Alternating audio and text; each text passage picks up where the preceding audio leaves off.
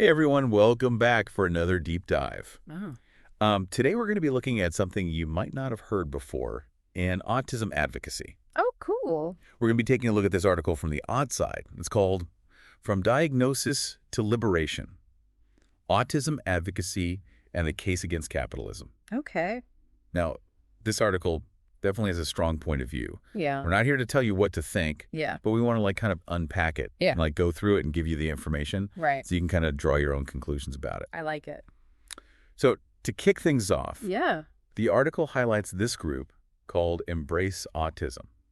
And they're doing really cool stuff Yeah, they're doing some really amazing work. in the autism community. Yeah, and you know what's really unique about Embrace Autism is that it's neurodivergent led. Oh, wow. So that means autistic people are the ones making the decisions, designing the programs, leading the movement. Yeah? It's not just about being spoken for, it's about having a real voice That's really cool. and agency. Yeah, that makes me think, have you ever felt like you could only get information or support if you had enough money? Oh, absolutely. That's something that comes up in Yep. a lot of areas of life. For sure. Not even just for autistic people. Totally. And, this article argues that this very issue of access is a huge problem when it comes to diagnosis. The author claims that under capitalism, diagnosis has become commodified.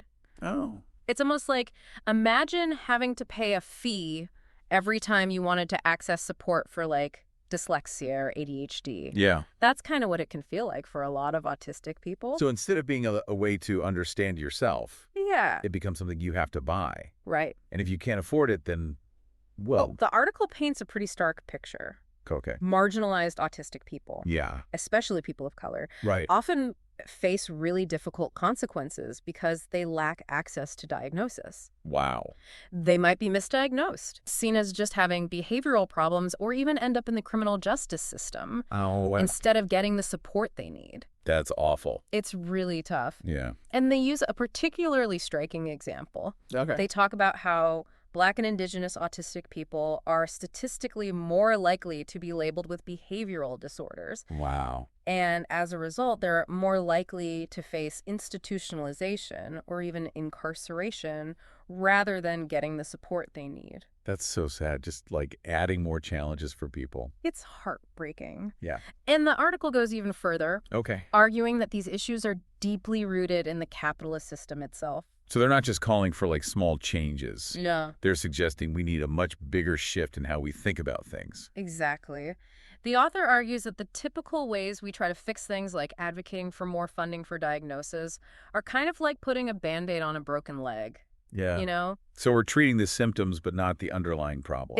That makes me think about other systems we interact with every day, like healthcare or education. Yeah. Are there places where the solutions that are being offered don't really solve the root of the problem? That's a great question, and that's something that the article really wants us to grapple with. Okay. They use this analogy of a house with a leaky roof. Okay. Sure, you can keep patching the holes, but if the foundation is crumbling, Yeah. the house is eventually going to collapse. Right. And they're saying that in this case, capitalism is that crumbling foundation. Oh, okay. So we got a crumbling foundation. Yeah. Where do we go from there? Well, they have a pretty bold solution. Okay. They're calling for what they call a neurodivergent vanguard. Okay. Now, I know that sounds a little intimidating, Yeah, a little bit. but essentially what they're talking about is a movement Okay. that doesn't just try to work within the existing system. So instead of asking for accommodations, they're aiming to transform the system entirely. Yes. Wow. And a key part of this vision is making sure that the most vulnerable members of the community are leading the charge. Right. They specifically talk about centering the needs of non-speaking autistic people, those with multiple diagnoses, and those facing additional challenges like racism or poverty. So it's really making sure that everyone has a seat at the table. Absolutely. It makes you wonder, what does true solidarity look like Yeah. in a movement for social change? That's a question we all need to be asking ourselves no matter what cause we're fighting for. Yeah, for sure. Hmm. Okay, so we've talked about the problems and the need for change. Right. But what does a better future actually look like? Well, they paint this picture of a post-capitalist world where autistic people have access to universal support systems built on trust rather than gatekeeping. Okay. They argue that forcing people to go through a complicated and often expensive diagnostic process to get help isn't the answer. So it's like, why do we need to prove who we are to get basic support? Exactly. And they're saying that this reliance on formal diagnosis is a direct result of the capitalist system. Everything, even human differences, Yeah. becomes something to be bought and sold. So instead of having to prove you're autistic enough, Right. you could access support based on your self-identified needs and the knowledge of your community. Exactly. It's about shifting the power away from institutions Okay. and experts and back to the people who are directly affected. That sounds like a huge shift. It is. What are some concrete examples of what that might look like? Well, they mentioned things like universal basic income, UBI, social housing, and universal health care. Okay. These are all policies designed to create a safety net that ensures everyone's basic needs are met, regardless of their diagnosis or employment status. These are ideas we hear a lot about, We do. but they often get dismissed as like unrealistic or too radical. Yeah. I'm curious what the article says about that. Well, they push back on the idea that socialist countries are inherently backward. They argue that the struggles many of these countries face are often a direct result of powerful forces working against them. Oh.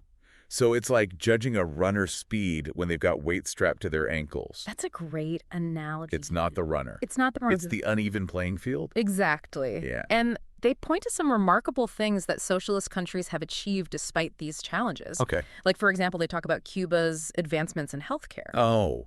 So they're saying, like, we shouldn't just write off these countries or their achievements Right. just because they're not capitalists. Exactly. They're arguing that the potential for creating a more just and equitable world already exists. Right. And it's not limited to any particular economic system. It makes you wonder, are we so conditioned Yeah. to believe that progress is only possible within capitalism that we miss other possibilities? It's a really good question. Yeah. And they connect these ideas back to the work of Embrace Autism. You know, they see this organization as a beacon of hope, a model of ethical support in a system that often fails. Yeah. But they also emphasize that Embrace Autism's very existence highlights the need for a much deeper transformation. So Embrace Autism is both like a solution Yeah. and a sign that we need even bigger solutions. Exactly. And this is where the author's call for a revolution comes in. Okay. They argue that true liberation for neurodivergent people, and really for all marginalized groups, requires more than just tweaking the existing system. It demands a complete reimagining of society based on need, not profit. That's powerful. It is. It makes me wonder, is there even a difference between reforming a system and truly transforming it? Yeah. And if so, what does that transformation look like? Well, that's a big question, and one that we'll continue to explore in the next part of this deep dive. Awesome. Can't wait. Stay tuned. Picking up where we left off, I think it's easy to feel overwhelmed by, like, the idea of a complete societal overhaul. Sure. It just seems so big. It's a lot. And daunting. Yeah, for sure. It's way easier to focus on like smaller, more immediate changes. Yeah. But the article really wants us to think beyond those limits and imagine a world where things are fundamentally different. Exactly. And what's interesting is that they don't just leave it at that. Okay. They actually get into the specifics of what a post-capitalist approach to, like, supporting neurodivergent people could look like. So they're not just talking about like abstract theories. Yeah. They're offering some concrete examples. Exactly. And one of the key points they make is the need to move away from this model of gatekeeping through diagnosis. Can you talk a little bit more about what they mean by gatekeeping? Sure. So right now, in order to access most support services for autism, you typically have to go through a formal diagnosis process, which can be time-consuming, expensive, and often really stressful. And not everyone can afford it or even wants to go through it. Right. So the article is proposing a system where self-recognition and lived experience are enough to access support. That's a pretty big change. It is. Are there any like real world examples of this kind of approach? Yeah, they point to some existing mutual aid networks and community-based initiatives that operate on these principles of trust and solidarity. Okay. Where people can access resources based on their self-identified needs. Right. Rather than having to jump through hoops to prove they deserve help. It makes you think, why do we need all this like bureaucracy and gatekeeping in the first place? That's a good question, and they argue that this is a direct consequence of the capitalist system. Okay. In a system where everything is commodified, even human differences become products to be measured and categorized. Instead of focusing on the individual needs and experiences, Yeah. the system creates these like artificial barriers to access. Exactly. And they argue that this not only makes it harder for people to get the support they need, Yeah. but it also reinforces the idea that neurodiversity is a problem to be fixed rather than a natural part of human variation. Right. It's like you need to prove you're worthy of help Yeah. rather than just accepting that everyone deserves support. Exactly. And that can be really damaging, especially for people who are already marginalized Yeah. and facing all these systemic barriers.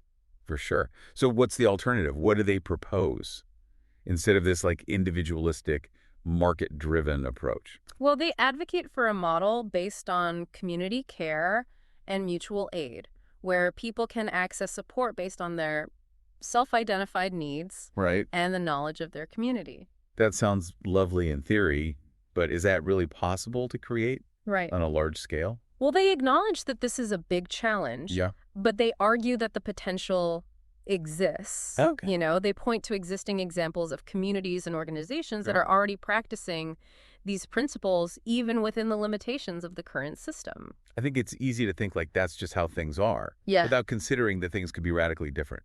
Absolutely. And they're really challenging us to break free from that kind of thinking, to imagine a world where care and support are not commodities to be bought and sold, Right. but fundamental human rights. Yeah, I think for a lot of listeners, this idea of a complete societal overhaul can feel really overwhelming. For sure. Like, where do you even begin? It is a big vision. Yeah. And it requires a lot of us to re-examine, some of our deeply held beliefs about how the world works. So where do we go from here? Like, if we accept this premise that the system itself is the problem, Yeah. what are some concrete steps we can take towards creating a more just and equitable world? Well, they suggest that it starts with shifting our focus away from individual solutions Okay. and towards collective action. What do they mean by collective action?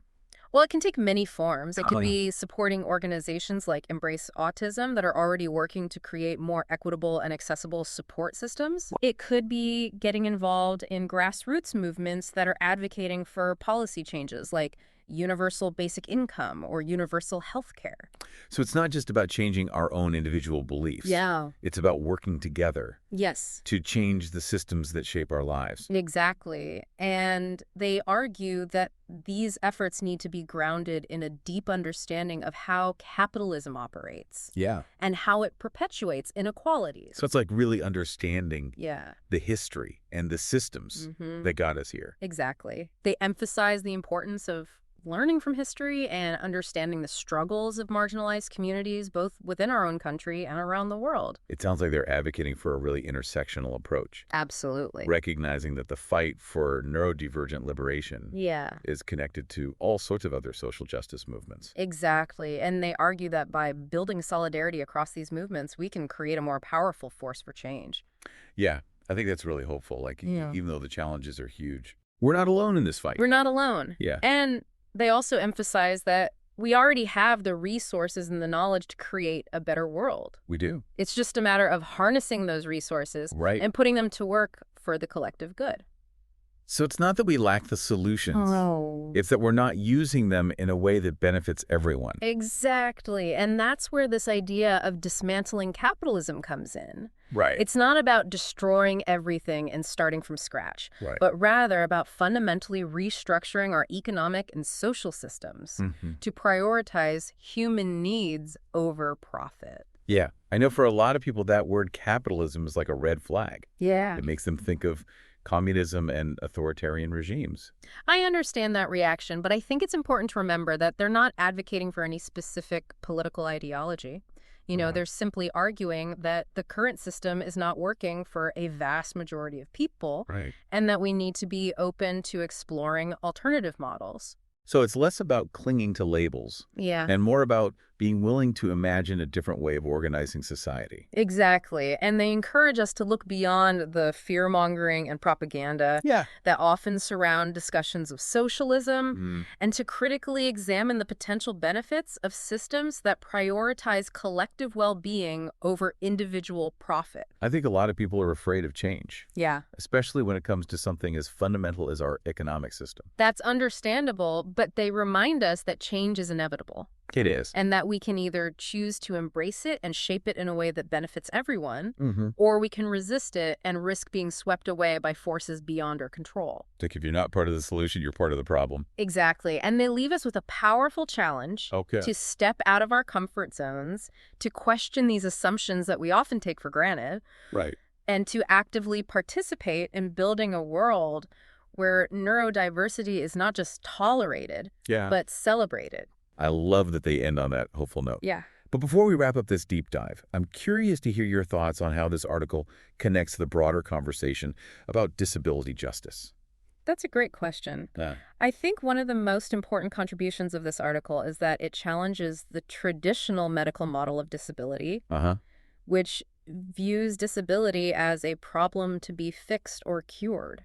So instead of trying to make people fit into this predefined mold, Yeah. they're advocating for a more inclusive approach. Yes. That recognizes the value of different ways of being. Exactly. And they argue that this shift in perspective requires a fundamental change in how we think about support and accommodation. Okay. Instead of viewing them as special favors or burdens, Right. we need to see them as essential components of a just and equitable society. It's like the curb cut effect. Yeah. Designing for accessibility benefits everyone, not just people with disabilities. That's a perfect example. And they argue that this same principle applies to neurodiversity. By creating a world that is more accommodating and supportive of different ways of thinking and being, we create a better world for everyone. That's awesome. Yeah. So what are some things that we as individuals can do to contribute to this vision? Well, I think it starts with education. Okay. The more we learn about neurodiversity and the systemic barriers that autistic people face, the better equipped we are to advocate for change. So reading articles like this one, Yeah. listening to podcasts, engaging in conversations about these issues are all important steps. Absolutely. And we can also support organizations that are working to create more inclusive and accessible spaces for autistic people. Like Embrace Autism. Exactly. And we can also challenge ableist language and attitudes in our own communities and workplaces. So being mindful of the language we use Yeah. and calling out discrimination when we see it? Yes. And it's also about being open to learning from autistic people themselves. Yeah. Listening to their experiences, respecting their perspectives, and amplifying their voices are all crucial aspects of building a more just and equitable world. Yeah, I think that's a really important point. Too often these conversations happen without the actual voices of disabled people. Yeah, we need to center the experiences and perspectives of autistic people in this conversation. For sure. Yeah. I love that this article doesn't shy away from the big picture stuff. Yeah. It really makes you think about how our individual choices and actions are connected to these larger systems of power. Absolutely. And they don't offer easy answers or simple solutions. Yeah. They leave us with some really challenging questions to grapple with, It's true. which I think is ultimately more valuable. It's like they're handing us a toolbox and saying, here's some tools. Yeah. Now go out and build something better. Exactly. And that's what makes this article so powerful. Yeah. It's not just a critique of the status quo. It's a call to action. Right. It's an invitation to imagine a different world and to work together to make that vision a reality. That's a great place to wrap up this part of our deep dive. We'll be back in part 3 to tie everything together and offer some final thoughts. All right, so welcome back for the last part of our deep dive into neurodivergent liberation. We've been talking about this article in the outside from diagnosis to liberation, autism advocacy, and the case against capitalism. And wow, it's given us a lot to think about. It really has. It's challenged us to think differently about autism, about support systems, and even the structure of society. One of the things that really stuck out to me is this idea of challenging assumptions. Yeah. We often just get so caught up in the day-to-day, focusing on these individual solutions within the existing framework. Right. But this article is whoa, what if the framework itself is the problem? That is such a good question, and not even just in the context of autism. I mean, think about healthcare education, the justice system. Yeah. Are we just trying to fix problems within a structure that's like inherently flawed? The article says that true liberation requires more than just tweaking things around the edges. Right. They're calling for a fundamental transformation. It's a big ask. It is. But that's where organizations like Embrace Autism are so important. Totally. They're not just providing services, they're like modeling a different way of doing things. Yeah. It's about neurodivergent leadership. It's about accessibility. It's about creating spaces where neurodiversity is truly valued. It's almost like offering a glimpse of what's possible.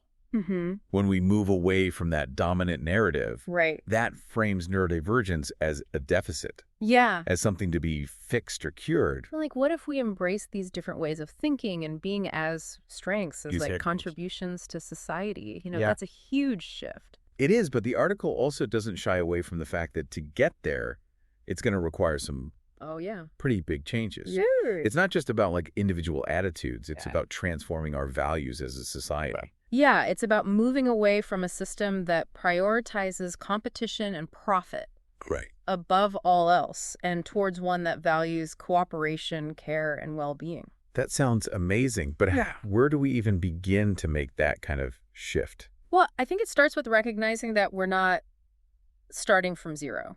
Okay. You know, there are people and organizations out there doing amazing work like Embrace Autism, like the mutual aid networks that we talked about. So supporting those efforts, amplifying those voices, learning from what they're doing. Exactly. That's a good first step. Absolutely. And then it's about connecting those efforts to the bigger picture. Okay. You know, understanding how systems of power operate, Yeah. how capitalism perpetuates inequality, that knowledge is crucial for effective action. It's like, don't just treat the symptoms, address the root cause. Exactly. And that leads to the final and perhaps most challenging question posed by the article. Okay. If we have the resources and the knowledge to create a more equitable world, what's stopping us? That's a tough one. It is. I think it's a question that invites deep reflection both on a personal level and on a societal level. Yeah. What are the beliefs, the assumptions, the systems of power that we're clinging to? Right. Even when they're no longer saving us, what are we so afraid to let go of?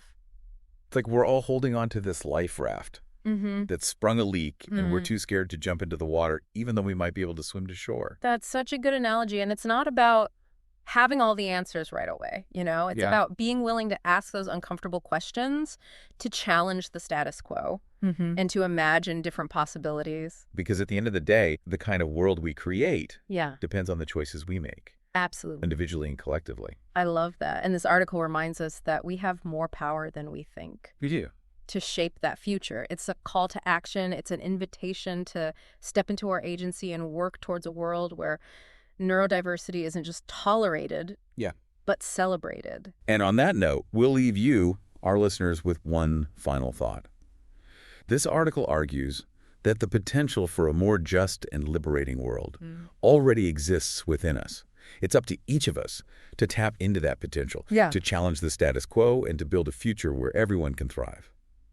Thanks for joining us on this deep dive.